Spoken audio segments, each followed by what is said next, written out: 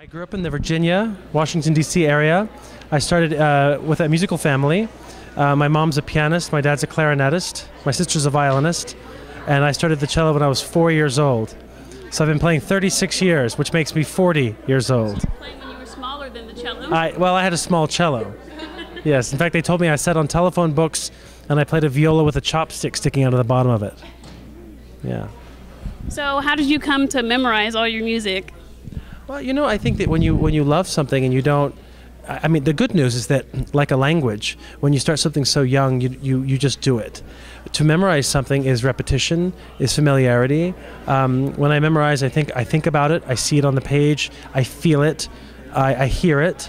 So as I'm playing, I use all of those different areas to remember how it's supposed to go. So if I forget where my hands are, I go with my ear. If I forget where my ear is, I go with my eyes. The only thing I can't really do is smell the cello. That's the only sense that I really don't use. So do you have a lot of muscle memory with it? I do. Practice makes permanent. So everything you do when you practice, it sticks. You got to make sure it's done right, though.